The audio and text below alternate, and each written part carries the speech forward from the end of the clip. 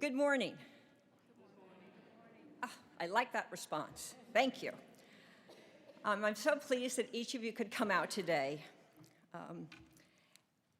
This event is the result of the wise guidance of Thea Lee from EPI, the fierce and insightful leadership. We can clap for Thea. Woo! The fierce and insightful leadership of Randy Weingarten from the AFT, and the brilliance of Teresa Garladucci from the New School.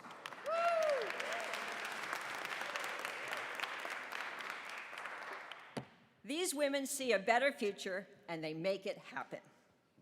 We all have been working together to demonstrate that there are ways to make retirement not a time of fear, but where everyone can breathe easy.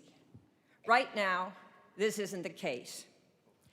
AARP has found that there are 3 words that give Americans the heebie-jeebies: retirement, planning, and aging. In fact, 80% of Americans fear retirement than death itself. So we want to get Americans out of the fetal position and say, don't worry, there are answers. Answers that can make savings easy and simple, where you can take your savings from job to job, and you can retire with a monthly paycheck. Half of all Americans right now don't have savings. That is not acceptable. We believe that each person should be able to save where they work, and when they retire, they can have a monthly paycheck for the rest of their life. And yet, right now, half of all workplaces don't offer their employees a retirement plan. Half of all businesses in the United States. Don't you agree that is not acceptable?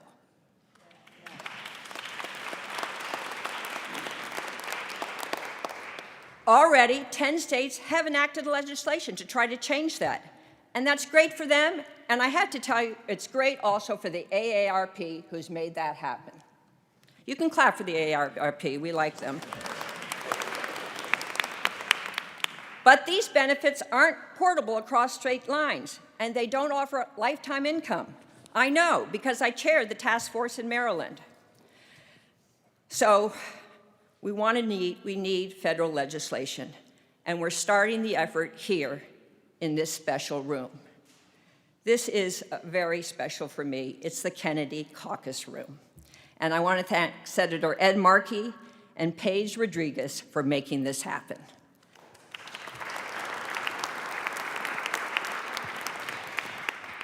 The Kennedy Caucus room is named, as you can imagine, for my 2 uncles and for my father, Robert Kennedy. My father launched his presidential campaign here.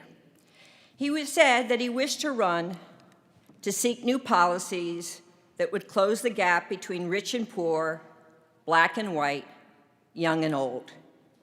He wanted to stand for hope, not despair, for the reconciliation of men, and I would add, for the reconciliation of men and women. I feel his spirit among us today. And we have a terrific panel to discuss these solutions. Caroline Atkinson is a marvelous moderator. She was the head of global policy at Google, was the Deputy National Security Advisor for International Economics under President Obama, and I know her from Rock Creek, the largest women-owned investment management firm in the United States. Woohoo! I worked there too at one point. Randy Weingarten is president of the 1.7 million members of the American Federation of Teachers and fights fiercely for students, teachers, parents, and a better education. She is also the most passionate person I know for retirement security, how we need to strengthen Social Security and have everyone have a savings account. She is the reason that I joined our cause. Thank you, Randy Weingarten.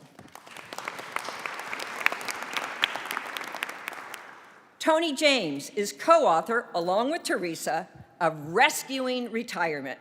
He is also vice chair of Blackstone, one of the world's largest private equity firms in the world. and he speaks with deep knowledge of how the system must be reformed. We are lucky to have his brains and his commitment to this issue. Thank you, Tony James. Chad Bold is a legislative assistant to one of my favorite senators, Sherrod Brown. He deserves a round of applause. He worked at Prosperity Now and is focused on retirement legislation, which one of these days he will describe. Doug Kalitas works for another fabulous senator, Amy Klobuchar, woohoo! Who has introduced legislation on retirement security. Both Doug and Chad graduated from the University of Pennsylvania, where I admit I taught foreign policy years ago. There will be time, well, maybe I'm wrong, I read your bios that way.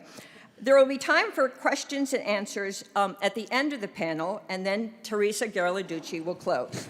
Teresa is terrific. She is a groundbreaking professor who saw that we could make a difference, and she showed us how. Thank you, Teresa.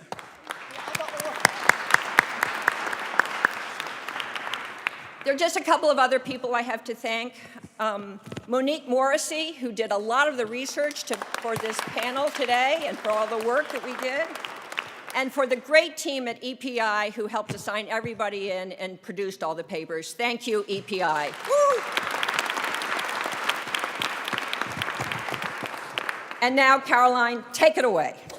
Thank you so much, and thank you. I think we have a round of applause for Kathleen as well.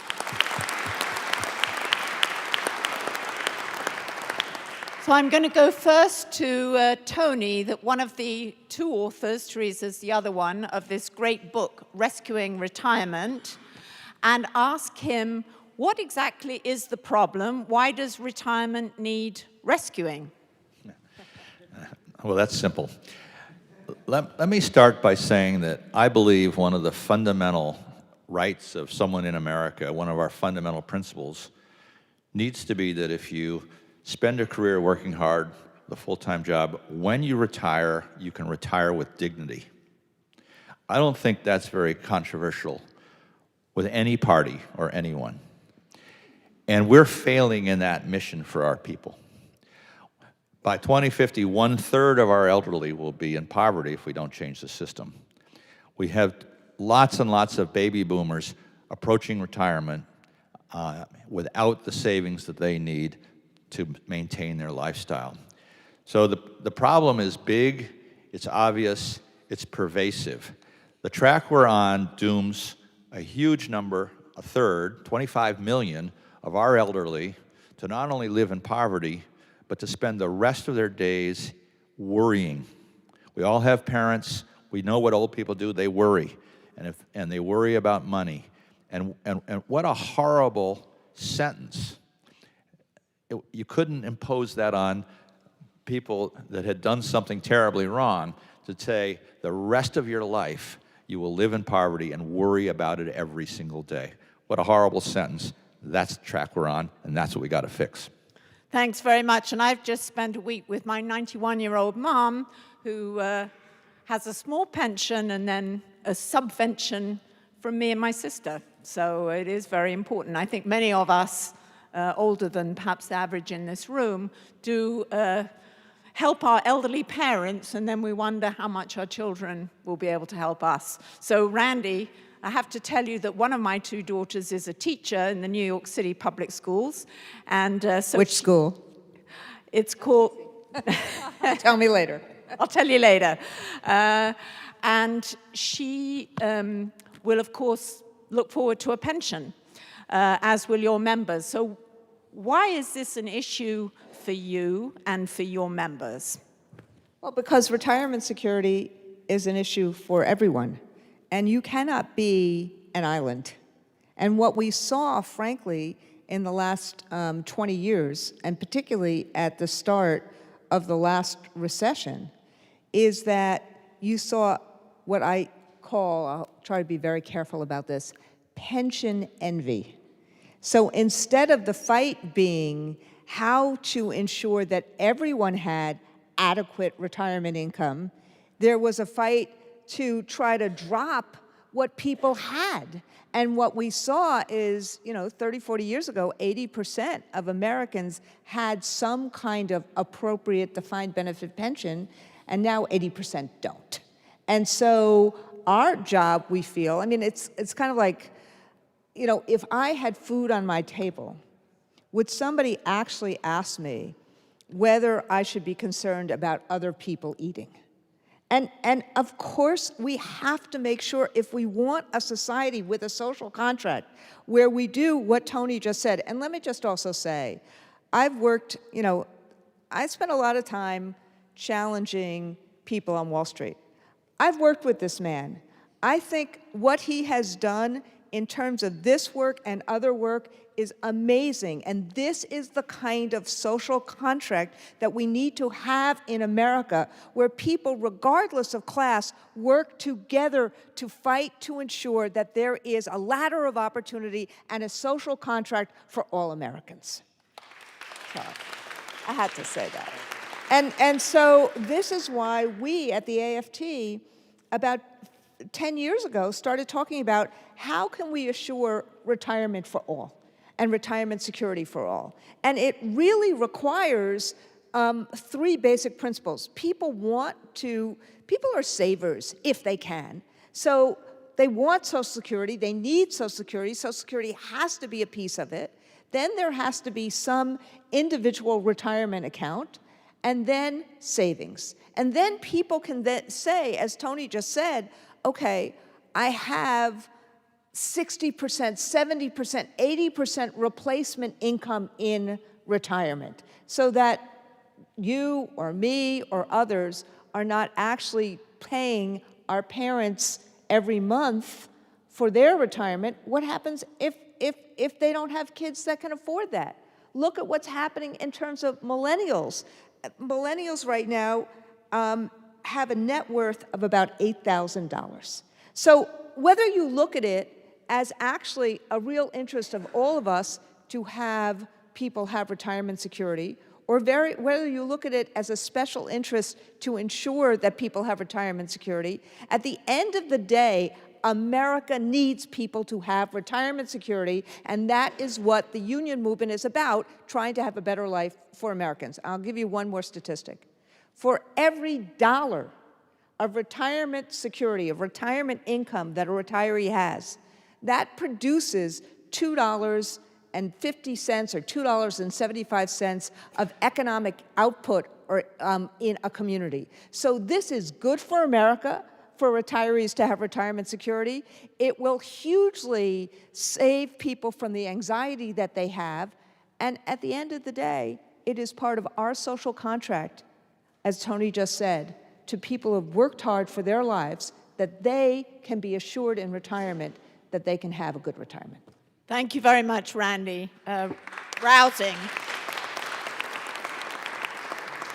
And I must say, one of the most startling things I heard from Kathleen was this point that many people fear retirement insecurity and poverty more than they fear death. That is really a horrible thought here in America. So I want to turn now to Chad, and you'll need to have a microphone as well. Thanks very much. And just ask you, for Senator Brown, what do you see as the most important, what does he see as the most important principles that should guide any attempt to improve retirement security? Thanks. Sure. And Randy, let me first say I appreciate what you said about millennials. I can never decide how much I want to own that term, and the other millennials in the room know what I'm talking about. But I appreciate what you said about folks in my age band. We love folks in your age. Thank you. Thank you. You're not all slackers. It's not a bad place to be. And in many ways, it's a very bad place to be. But first off, let me say, what I say here today is just me as Chad Bolt. Doesn't necessarily reflect Senator Brown, although if I'm doing my job well, hopefully there's significant overlap. But as I think about the answer to the question posed to me, I think back to a white paper that the senator put out in March of 2017. And that was called Working Too Hard for Too Little. And the paper is about restoring the dignity of work and the policy changes, retirement security among them, that we need to see so that hard work pays off no matter who you are or the work you do. So to zoom out for a moment, we know a lot of people aren't saving because they don't have the disposable income to do it. So if we want to improve people's retirement security, we need to raise workers' wages so they can save more. And maybe that's an obvious point, but since it's not happening, it's probably worth stating.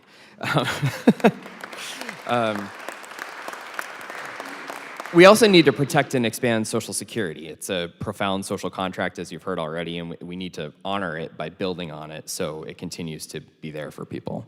But to zoom back in on the question,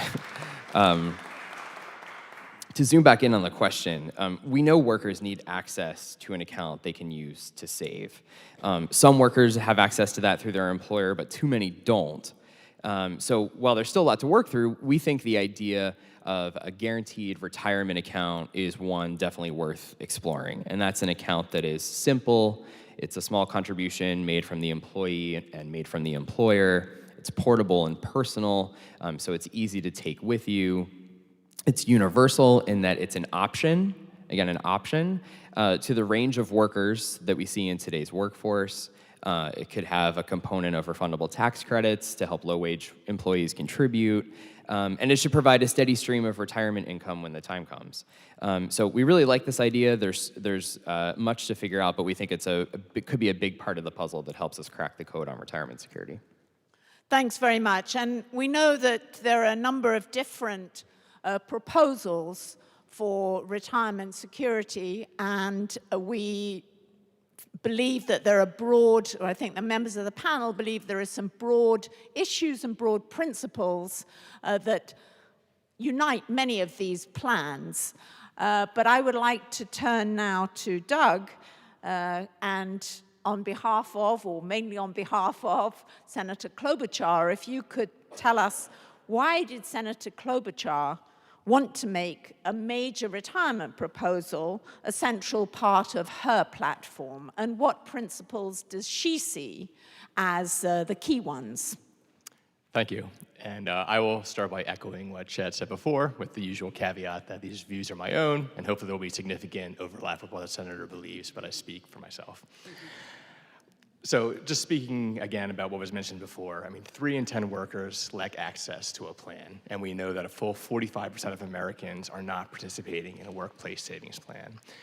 The evidence shows that people who do save in workplace plans, that is the only real way to get Americans to save for retirement. We really need to encourage all the Americans who are currently shut out of the system to participate. Now, what our bill with Senator Coons would do, it's called the Saving for the Future Act.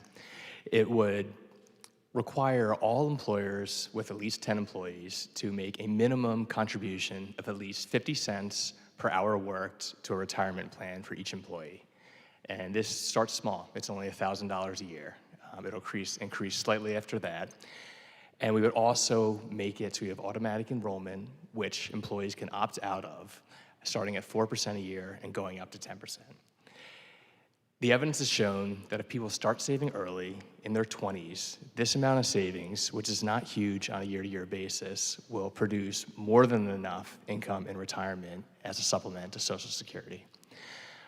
We go around, we talk to different businesses, and a lot of the larger employers already have workplace plans. That's usually where we see the savings. The biggest problem is with smaller employees, particularly employers from between 10 to 100 employees. That's where we lack the participation, and that's where the real crisis is. In order to make it easier for these employers to start participating, this bill would create something called up savings accounts. They will be administered very similar to the same way that the thrift savings plan is for federal workers. And the only thing that employers would have to do would be to make contributions to these accounts, as we just mentioned, and facilitate contributions on behalf of their employees. These are fairly simple steps. We think they could, in time, draw support from both sides of the aisle, but they would have an enormous impact on our retirement savings situation 10, 20 years from now. Thanks very much. And I want to go back to Tony and then to Randy, just to say, why is it that that we need to push people to save, and which people need to be pushed to save? If they are the lower income or those employed by smaller firms, maybe they can't afford to save. So talk us through that. Sure.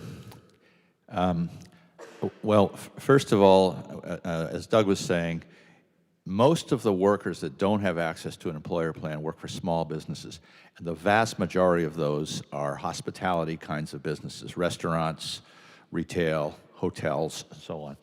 And those are near minimum wage workers for the most part. So the cruel irony is the people that most need the help from the employer are also the lowest paid. And many of those people, as a practical matter, live paycheck to paycheck. We all know that. The widely quoted Fed studies that show that 47% of Americans couldn't come up with $400 in an emergency. If you can't come up with $400 in an emergency, you're not going to find $1,000 out of your pocket a year to put into a plan. So these people need help saving. Part of it is they don't have the money. Part of it is Americans' natural characteristics of wanting to spend the day and worrying about tomorrow. It's easy to say Americans should behave differently, but we have 30 years of history with millions of people to show they don't behave differently. So at some point we have to face reality that Americans need help and encouragement to save enough for retirement, because retirement when you're young feels like a long way away, but if you don't start saving early, you will not have enough to get there, because you can't suddenly save whole buckets of money at the end of your life and get enough. You have to start early and do it consistently. So our plan is a little different from some of these others, although all these plans share sort of 4 basic principles, which I'll come to. But our plan addresses this by taking an existing tax deduction, which is the deduction for 401k payments, and converting that from a tax deduction to a tax credit. The problem with the tax deduction approach is, first of all, it goes heavily to the most affluent people, the highest earners, because they have the income to put in it, and they pay the highest tax rates. Many of the people we're talking about that struggle to save don't pay income taxes. They pay payroll taxes, they pay other taxes, but not income taxes. So a tax deduction does them no good at all. So what an ironical system. This was a tax credit set up to encourage people to save for retirement. The only people benefiting are the people that don't have to save for retirement because they have enough affluence. And the people that have to save for retirement not only get a little of it, they get none of it. None, zero. So we changed that to make that fairer. We make it a $600 per person tax credit for everyone, Uber drivers to CEOs. Everyone gets the same. For the CEO, it's a drop in the bucket if he wants to maintain his lifestyle. For a low-wage worker, that credit invested and matched by employer is enough to give them the retirement security they need to sustain their lifestyle in retirement. So that's how we address the issue, and that's the source of the issue. Thanks very much. Randy. And then what we also do in this plan, and we're very embracive of this plan, is that there's a match of 1.5%. So there's a threshold matter for people who are under the poverty line, as Tony just described it. And then there's a threshold. Employers put in 1.5%, and the employee puts in 1.5%. And then, people who have other kinds of plans, there's an opt-out process where if you have a defined benefit plan, that's the plan you have in lieu of this. But if you don't have a defined benefit plan, the employer puts in 1.5%, you put in 1.5%. And this kind of process, you see, it sounds a little familiar to Social Security, but it actually, if you look at Australia and some other countries, they have started a process like this years and years and years ago.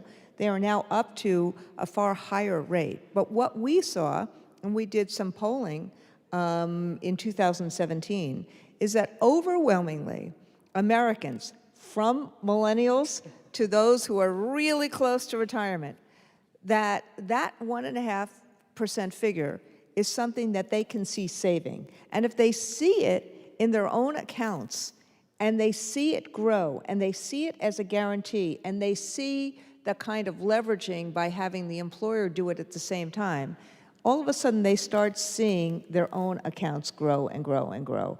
And so ultimately, this is a piece of the puzzle of what creates adequate retirement income in retirement.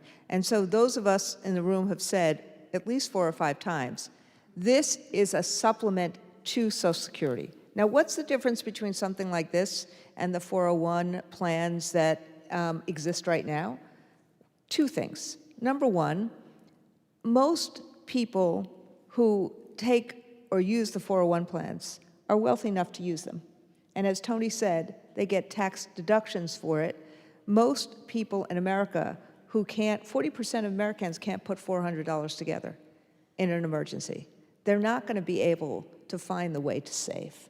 This kind of thing creates the kind of way that people can save for retirement. Number 2, what we're also seeing is that what this does is that people actually see, this has a guarantee, by actually doing this and having the savings or having these accounts attached to professionally managed pooled assets, we can create a guarantee. So it doesn't depend on the vicissitudes of the market, whether one day you have $100,000 in your account and the next day you have $20,000 because you were invested 70% or 80% in equities. So what it does is it actually creates for people, the 55 million people who have no retirement income right now other than Social Security, it actually creates a way where they can see their account, they can see the savings, they can see it grow, and there is this kind of social responsibility of the employer putting in 1.5% and them putting in 1.5%. Thanks very much. I want to just go back to Tony, actually, and say, why is it that you make it sound, and Randy makes it sound pretty simple, and I think we can all understand that putting a little bit of money away on a regular basis is something that one can imagine, and it just gets depressing if you've got to a point where you haven't done it, and then it looks like a bigger amount. But why is this something that the government needs to help? And why is it something that people don't do anyway? And also, how can we be sure that the money would be there, as Randy says, in what are the mechanisms? And I like the comparison to the thrift savings plan, which is a former federal government employee I also have. Tell us a little bit about how the security part of this plan for these low-income people. Thank you. Okay, well, you've got a few questions in there, right?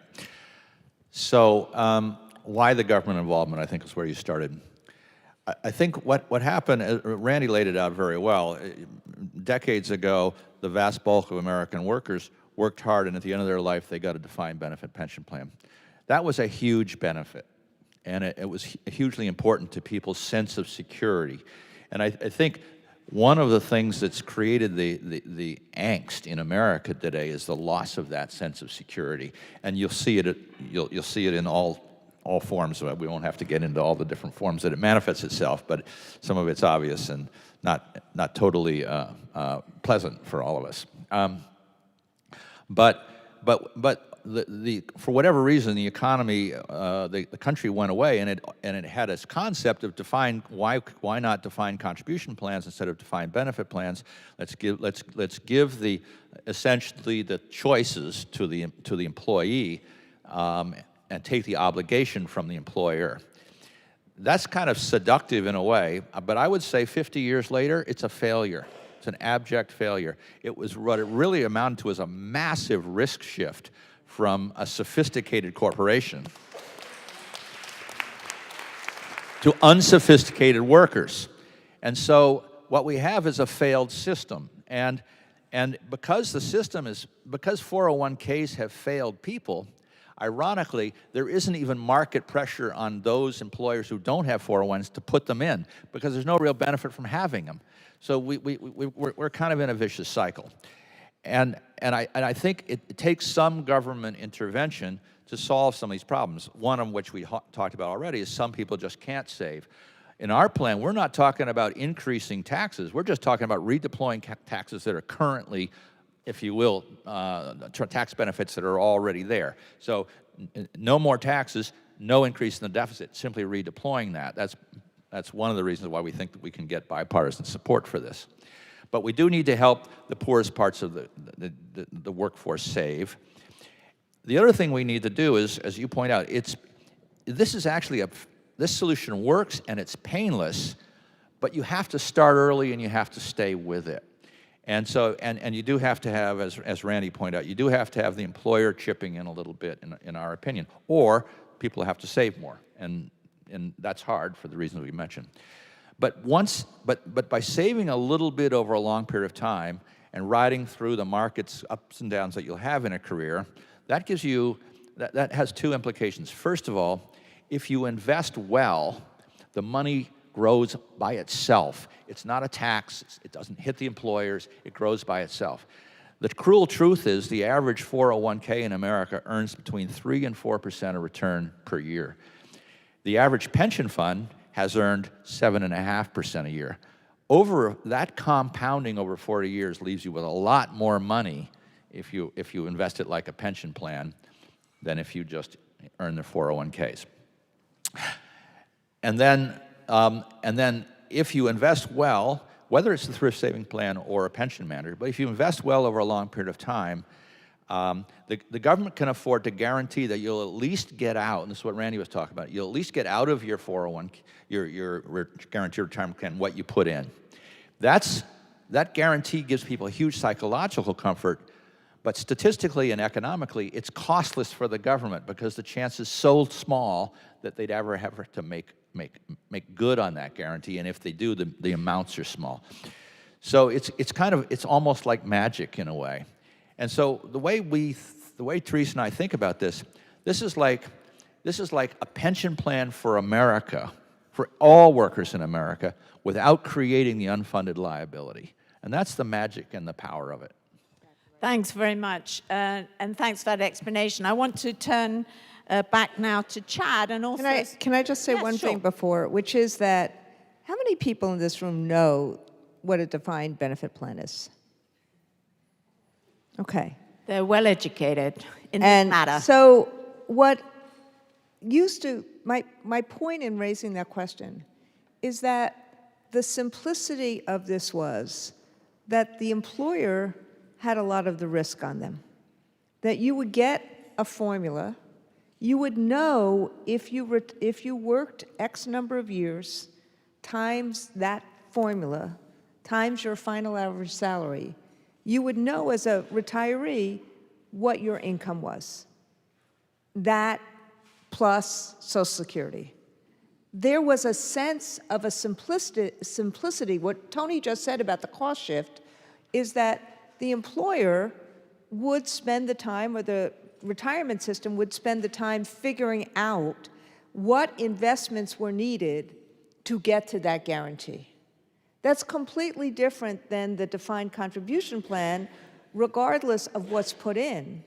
And that is subject to the vicissitudes of who your investor is or what the market is doing.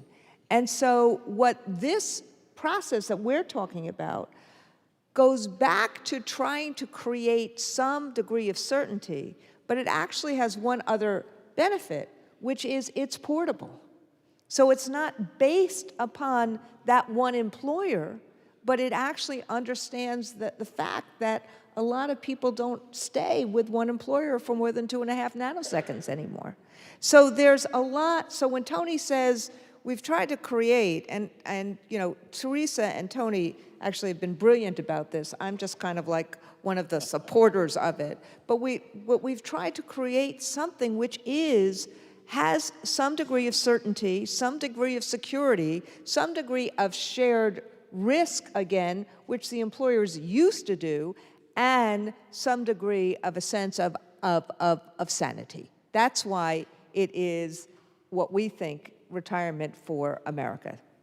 That's great. And thanks very much for raising this issue about portability, because I think that's an important element of this plan. We've talked a lot about, and Tony and Randy and others have talked about employers putting in money, which sounds a bit like the old days. But when you had to stick with that employer in order to get your defined benefit plan. But one of the key elements of all of these ideas of guaranteed retirement accounts is that it's not one specific employer. And perhaps I wanted to turn to Chad to say, how do you see the relevance of this in today's gig, or there is a part of the economy that is a gig economy. I think there's another part of it which is old-fashioned, non-gig, but with less security than there used to be in the old days, and people moving around from one business to another. Thanks. Well, I'm glad we're talking about portability. Just don't ask me how many old 401ks I have sitting in drawers at previous jobs. The number is way higher than anyone working in this space should admit. So not yet rolled into my TSP, but it's on the to-do list. So as we think about the onset of the so-called gig economy, I think there are a number of things that we need to do for workers.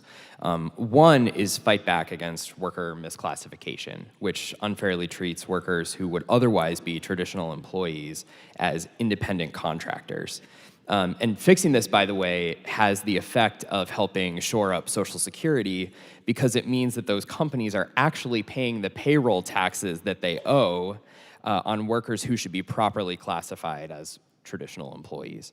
And I really appreciate what the panel's already said about the tax code and redeploying current tax expenditures in a different way that actually helps low-income workers, because I think the second thing is reforming the saver's credit. It's a great example of a way that the tax code, I think good intention, just isn't designed in a way that actually benefits people in a way that they can use.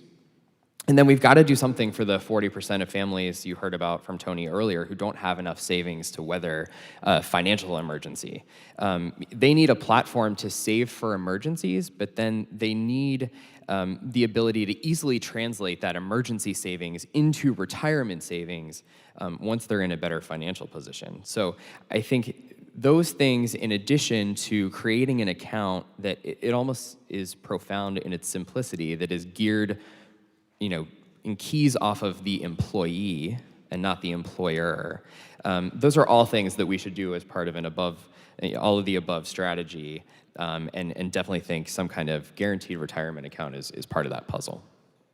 Thanks very much. Yes, Tony. Just want to comment on portability. I mean, it's so important that one's retirement plan be attached to the worker, not the employer. I mean, it seems so obvious because it's obviously the worker retiring. Every time an employer changes jobs with a 401k, you usually have a waiting period before you're eligible to be in the 401k. So you lose 6 months or a year every time you change jobs where you get nothing, even in the employers that have plans. If you have small balances, the employers can push you out of your 401ks. They push you out of your 401ks, most people just take the money, pay a penalty in taxes because the paperwork of rolling over is very complex. So the system just defeats everyone if it's not tied to the worker. It just seems so easy, and frankly, I don't know why that has to be partisan at all. Thanks. I want to, while you've got the mic, and then I'm going to go to Doug, but while you've got the mic, Tony, I want to ask, you commented on the good returns from pension plans in the past. Why could people trust in this new system that you're proposing that they will get good returns? Who's actually going to do the investing? Because probably those small savers do not want to be pitting their own No, and they shouldn't be. I mean, we can talk about, we can bemoan the lack of financial literacy in this country all we want, but that's not going to change it.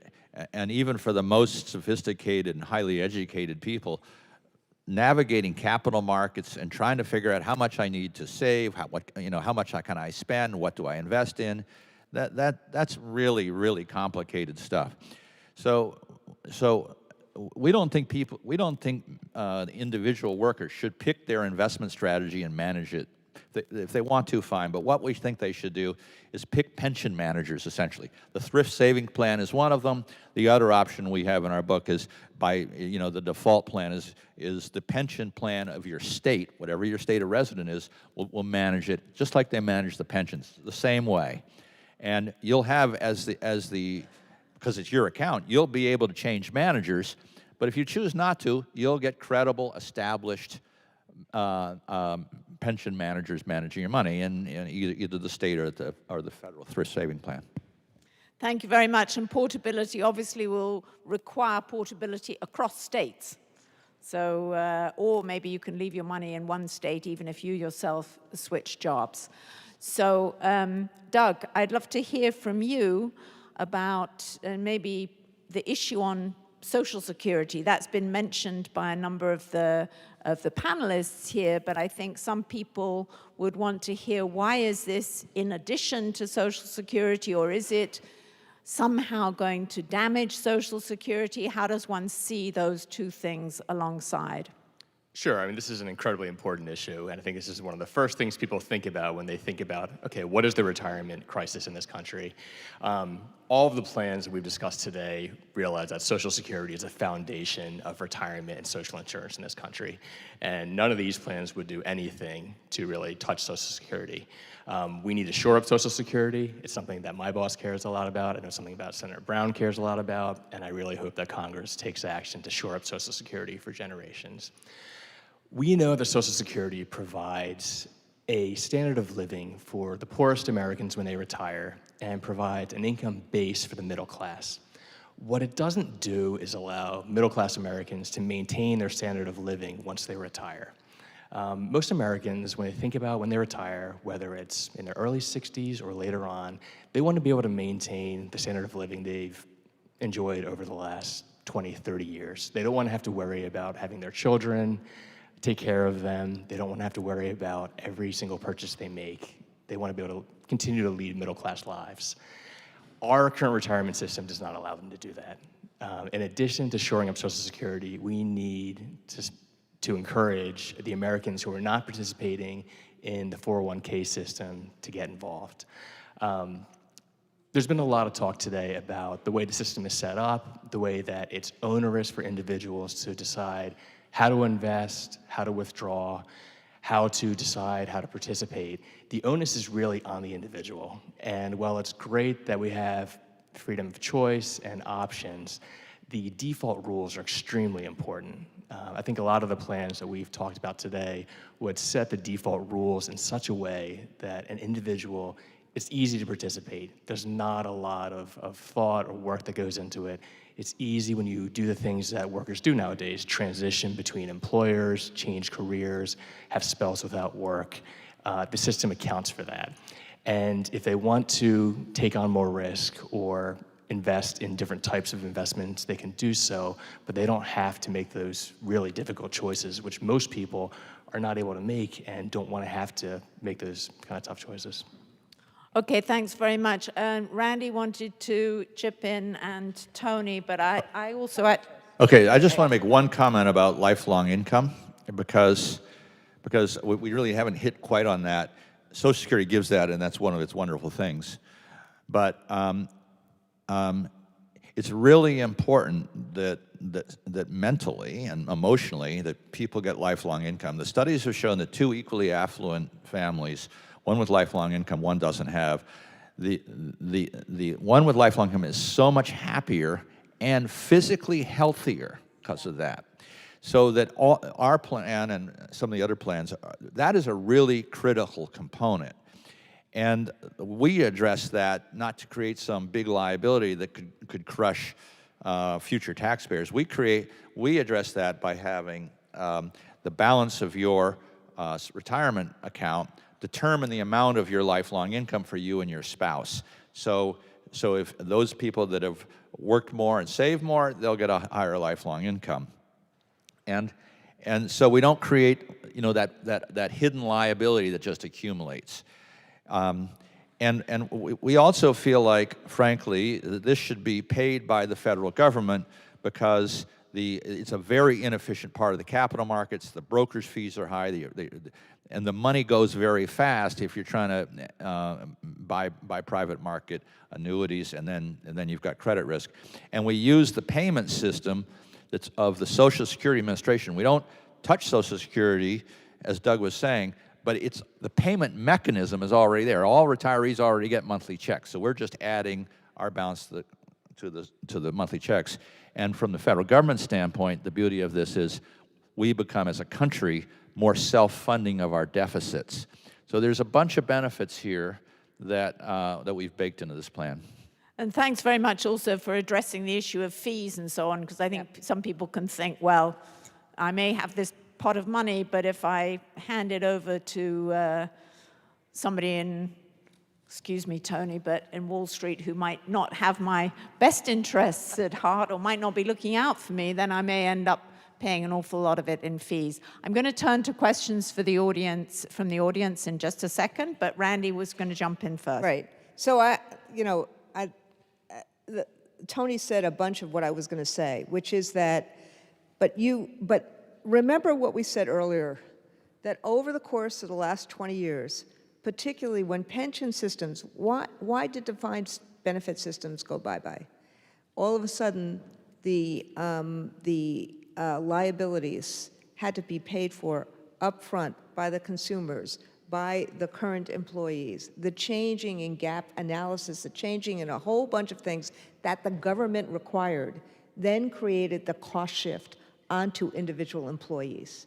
What this is actually doing, the guarantee, the reduction of fees, is that it is actually moving away that cost shift that has been on employees' backs. It's actually creating some predictability, some stability, that you get a guarantee, you know what it is, because the money is being invested by these bigger pension funds in pooled assets, the fees are going to be as minimal as possible. So the sum of the attributes of the shifting onto employees is now shifted back onto employers or onto the government. And that's a very important way of keeping a social contract to people who have worked their entire lives and should be entitled, as a result of that, to have a retirement where they do not have the anxiety of being pauperized. Right, thank you. I think a lot of this is about risk and risk shifting and who is able to bear risk and who is able to bear risk whilst maintaining health and happiness and so on. So I'd like to take questions from the audience. I don't know if, are we using just these? There's a mic, yeah, there's a microphone there and maybe people can, well, there's a mic, no, there's a microphone standing, right, there's a microphone. Oh, okay, well, yes. Okay, thanks. And then people could line up who are able to behind the microphone there. I'm going to take a few questions at a time and then turn to the panel. Thanks very much. Thank you very much. I greatly appreciate the conversation this morning on retirement. I am Mary Collins. I'm Mary Collins, and I'm a trustee on the District of Columbia Retirement Board. I've been on that board for many years, and it's a defined benefit. And you live in Georges County. Okay. I live in Prince George's County. Okay, the information was really great. My question is, what is being done to support the defined benefit? All of the things that were said, stability, predictability, all of that is necessary. So I'm trying to figure out, because everything we talked about this today had to do with the continuation of a defined contribution, which costs more to the employer to manage and everything. So why aren't we doing something to shore up more defined benefit plans? And that's my question, rather than dealing with a DC. Let's do it one at a time. Let me just do that one. Okay, but we have a lot of people that want to talk. I think this is a really important issue, so let's see who else has that question, and then we'll come back. I won't forget, it's a really critical question. Why are we building up the risky for employees Why is the panel suggesting defined contribution rather than doing something for defined benefit? I think you're going to have good answers, but let's take some more questions first. Hi, I'm Nell Minnow, very supportive of these proposals and looking forward to hearing more about them. But I wonder, and I didn't see anything about this in the book, about the impact on corporate governance. Your boss, Larry Fink, has spoken out as if this plan does go through, there will be huge consolidation of proxy voting authority in just a couple of entities. And as this administration is cutting back very sharply on protections for the beneficial holders, like the fiduciary rule and the ability of shareholders to provide oversight on issues like CEO pay, I really wonder what in these proposals will protect the right of shareholders, the beneficiaries, the pension plan participants with regard to corporate governance. Thanks very much. Hi, Linda Stone, Senior Pension Fellow with the American Academy of Actuaries and a volunteer with Women's Institute for Secure Retirement. This plan is based on workers being in the workforce, participating. As you know, women, because of caregiving issues, may be out of the workforce, 10 years. Older employees may be involuntarily exited from the workforce, so just interested in how the plan would address those kinds of situations. Thank you. Thanks. Okay, well, I'm writing them down, so I was going to remind you, so don't worry about that. Dr. Elaine Soreo. I'm the Associate Rector of a private university in Kiev, Ukraine, but I live and work here in Washington, D.C. I'm interested in knowing could you expand upon the point of how this protects the employees in a pension fund. A lot of pension funds have been known to, when companies are merging or closing, their pension funds get transferred, gutted, and the employees are left with nothing. What does this do to protect the employees under those circumstances? Thanks. I think one brilliant thing about this plan is it's tied to employees and not employers, so you get around from that question. Hi, thank you all very much. My name is Dr. Mindy Reiser. I'm a sociologist and on the board of governors of the Labor and Employment Relations Association, a national organization with the DC chapter. I want to just add a cautionary tale. I support the ideas and the energy, but let's not forget, for example, affordable housing is a crisis in this country, which means people simply can't say because they can't pay their rent or they pay their rent and they don't have anything left over. There is talk as well about a basic guaranteed income. Some of the presidential candidates have talked about that. How would that play out in some of the ideas that you're putting forward? So my caution is let's think of a whole of government approach to dealing with these issues. I think some of our labor unions, and Randy might certainly know something about that, are concerned about all of these elements that make for a decent life. Retirement is one, but these other components cannot be forgotten. Thank you. Right, thanks very much. And then I'll take the last two questions and remind all the panelists. Of course, there are many things that we all want to improve. So it's a question of whether you take them one by one or try to address everything at once. Hi, good morning. My name is Arun Muralidhar. I'm the author of a new book, 50 States of Grey, about the retirement crisis. Tony, I'm not sure if you're aware, but Professor Franco Modigliani and I, in 1997, recommended the guaranteed return approach to solving Social Security's problem. And we actually implemented a version of it at the World Bank, and it fails pretty badly. Because one, the guarantee that you claim is very low cost. We couldn't get a single private vendor to bear that guarantee, which means then the employer has to do it. But secondly, I think that's also why Connecticut and California rejected that as part of their design of their retirement system. I think there's a better way to get guaranteed income, which doesn't require a guaranteed return, and I'm happy to talk about it offline. Thank you. Thanks very much. Hi, Dr. Lawrence Rich, retired college professor. The thing that disturbs me is that the bottom line is that we're talking about private industry funding this, and any economist, will tell you that there will be either a crash, call it a downturn, call it what you want, and this is going to affect the fund. Thanks very much. So just to run through these questions, I think they can be to some extent grouped.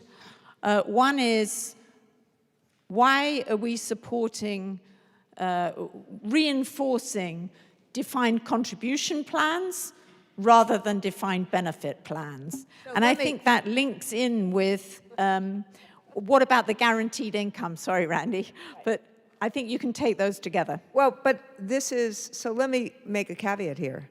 This plan is, sits on top of the plans that we already have. There are many of us that want more defined benefit plans. And so the first question I had to Tony and to Teresa was, what happens with defined benefit plans? The more we have defined benefit plans, the less need we have for this. But the absence of 55 million people have nothing. I'm going to say that again. 55 million people have nothing. And so for me, as a labor person, I can't wait till we have a government that believes in everybody having replacement income of 90% in order to do something. This has to happen now, just like healthcare can't be. So my frustration is, sorry, that's why I wanted to get to this question first, is that those of us who fight for defined benefit plans all the time, we believe that that is better, even though there is an issue about portability. But what this does is, for the people who don't have anything in retirement, this creates a way, including for people who actually are being in, going from job to job and needing the portability. And so that's why, and then the second piece is this. On the guarantee, and sir, I haven't read your book, but I've spent a lot of time in terms of pension trustee meetings. Mary is one of our trustees. If you hook this to the kind of robust pension plans which have pooled assets and are governed by trustees and have the full faith and credit of the United States government, we can create that kind of guarantee as we do in other types of ways. Sorry. Thanks very much. And she's not passionate, by the way, good guys. On the guarantee point, I just want we're not guaranteeing a return. All we're saying is what you are guaranteed to get out at least what you put in, and we can take anyone through the math of that. But trust us, that we've had this crawled over by a number of highly reputable economists and statisticians, and it works, and it's essentially costless. It's costless because it's not really ordinarily very necessary, so you might say, well, why bother then? I think the psychological benefit of telling people that you're guaranteed to get out at least what you put in with a high probability of getting a lot more is very powerful myself. yeah, and there are examples of employer defined benefit plans where the employer has gone bust and they haven't. So there are examples of loss, which I think reinforces your psychological point. It doesn't. You touch on something else there, and so when an employer goes bust, as you know, the government steps in and gives often a not quite as attractive, but does guarantee that the pension plan there will be a pension plan. I don't know why we don't do that for public sector pension plans too. I'm way out of my depth there, but another way to think about it. So I want to go to Doug to pick up on one of the other questions, which was about what about people that aren't currently working? Oh. And you can, sorry, yeah, you Doug, need the Chad. one of the questioners was about women who may take time out from work, or older people who may have left the workforce, or voluntary or not. What about them? Those are great questions. And I mean, our plan is supposed to be forward-looking in where do we want to be 10 years from now, 20 years from now. I think Tony's mentioned this in his book, and we're up front in that for somebody who is in their 60s, implementing this plan now is not going to save them in 3 to 5 years. We're looking to see where we're going to be in a generation.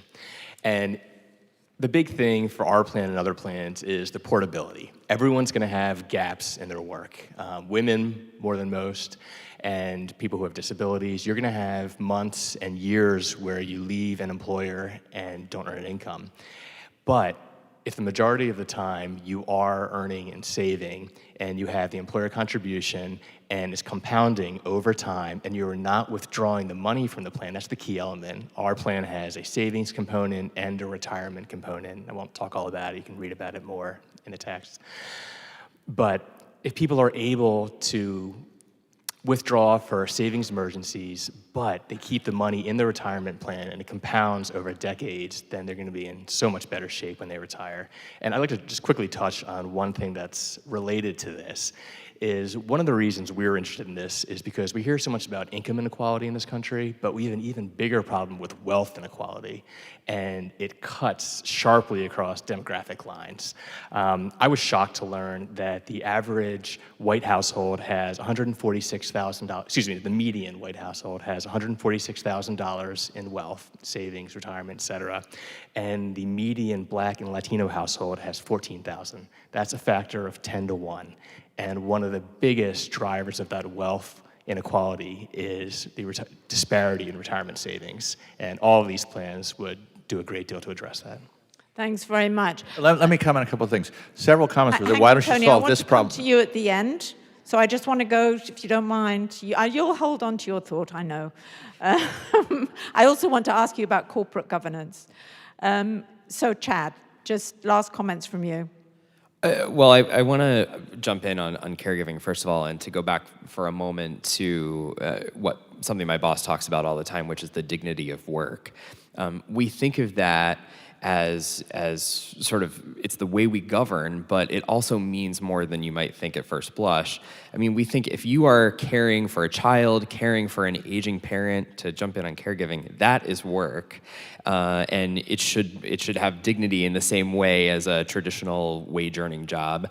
It's why we've supported legislation that would create a caregiver's credit so that for Social Security purposes, you got credit for caregiving as if you had earned a wage at a job. And I know there was a question about affordable housing, which I really appreciated too, because this is all wrapped in one big picture about Americans' financial security and Americans, the wealth they're trying to grow.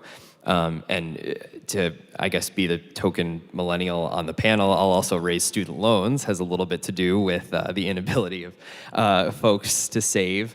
And it's why the senator has both fought hard to make for student debt relief on the back end, but also to make college more affordable on the front end. And on housing affordability, also a serious problem.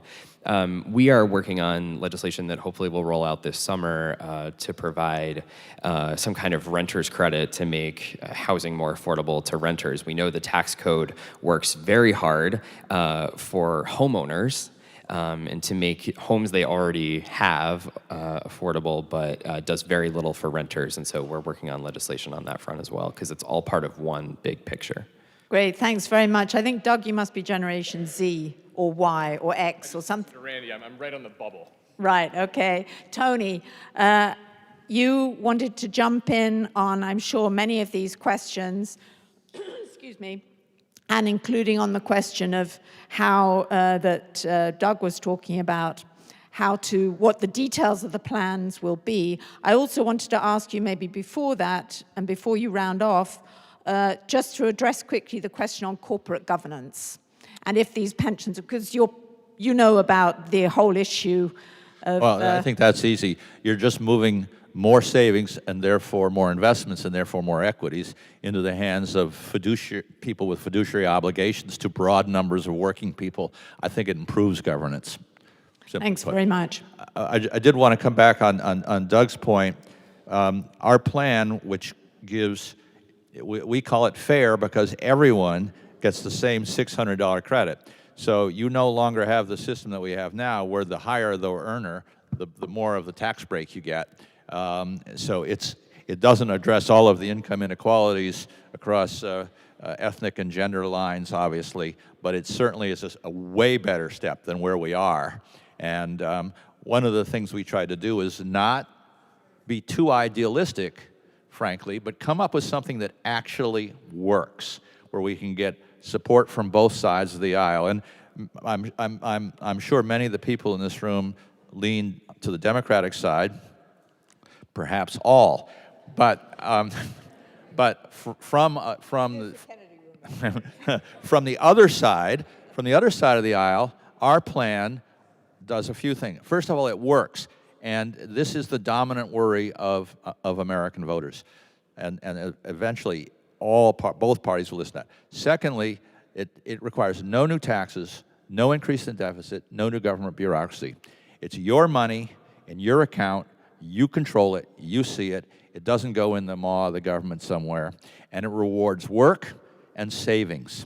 So those are a lot of touchstones that appeal to the other side of the aisle. So we've had a lot of discussions with representatives of both parties, and we get a sympathetic ear from both parties. Thank you very much indeed. Now, I'm sorry, but we're out of time, and I had indicated that we were going to, that I was just going to take those people. I'm sure during the lunch you can approach people for questions. And I'm appealing to Kathleen, that's right, yeah, I need to wrap up. So Teresa is going to close, but before, as she's walking up here, I would like to give this terrific panel a round of applause and thanks.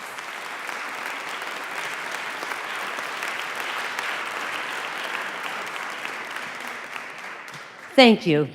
I want to point out that Elise Eshelman got us all here from EPI. You're a success. You're going to go far. Thank you, Elise. I'm also here for 3 minutes to consolidate what we've learned and also to figure out where we go from here. First of all, I also want to thank all of you for coming. It is a testament to how much of a problem this is in America. It used to be slow moving, and now it's on top of us. And the main issue is that we have given up on the idea that everyone who has worked for a lifetime of work deserves the dignity to choose to retire and to live without worry for the rest of their lives. And so if the word we've heard today that needs to be lifted up and taken out of this room is dignity, that's why we're here. We have learned that in order to provide that dignity, we need to finance the period of time in which we can choose to retire. And that financing model depends upon a pyramid. On the bottom of that pyramid is social insurance, our pay-as-you-go Social Security system, and this all fails unless we shore up that system, give it up to expand Social Security and to provide more revenue to that system. That's key. But it's not a failed system. It's not broken down. It's the only part of our system that has actually worked. What has broken is that other layer of retirement security, which is that employer-provided voluntary system. That has completely crumbled. And what we've talked about here is to provide a fully funded retirement system for all Americans. 55 million Americans have been left out, and they're going to be continued to be left out if we continue with this design, very unique to the United States, that we can individually direct our investments and voluntarily save if we only had financial literacy. Forget that. Of course, we want fourth graders to know about balancing their checkbooks. But instead of trying to change the people we have, we need to design a system for the people we have. So we need a universal system. Everybody is covered. We need a tax system where $160 billion now that goes into so-called retirement savings actually goes to all Americans, regardless of how much we have. We need to change the deduction into refundable tax credit. We need a system that invest that hard-earned savings in a way that makes sense. Professionally invested will get the lowest fees and the highest returns, and we could only do that in a defined benefit type system. So forget about this individual directed commercial accounts. They don't work. We need a system that provides lifetime income. We have research that shows that if someone has the equivalent defined benefit and equivalent defined contribution, the person who has to manage their money to last for the rest of their lives has increased levels of depression, can probably die earlier with their stress-related. This is not a system that we need to have, and the only entity that can provide lifetime, long-term guaranteed retirement is the federal government. So kudos to the states that are trying to get their people into a savings account. And we know in the United States that social policy does not happen at the federal government immediately. It starts with the states. 1 year before Social Security was passed, 23 states were on their way to have an affordable, mandatory, universal pension plan. So we know that we're on the road. And we know we're on the road to a solution because you're all here. You are all here because you advise people what to do about their own lives, and your advice is vote for people who will support Social Security and a solution to this failed employer system. You're all here because maybe some of you advise people who are thought leaders, who are powerful senators, House of Representatives, or even presidential candidates. They need to know what we have found out, that voters will put retirement security at the top of their list.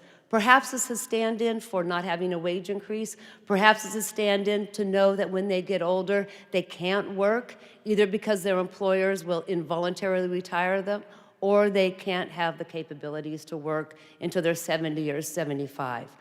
We all know that people want to prevent raising the retirement age, because that's just a cut in benefits, even though on the Hill that might seem like a solution.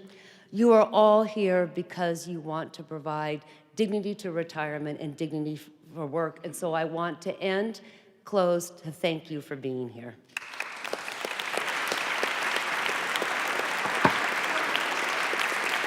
And now we eat lunch and talk to each other. Thank you very much.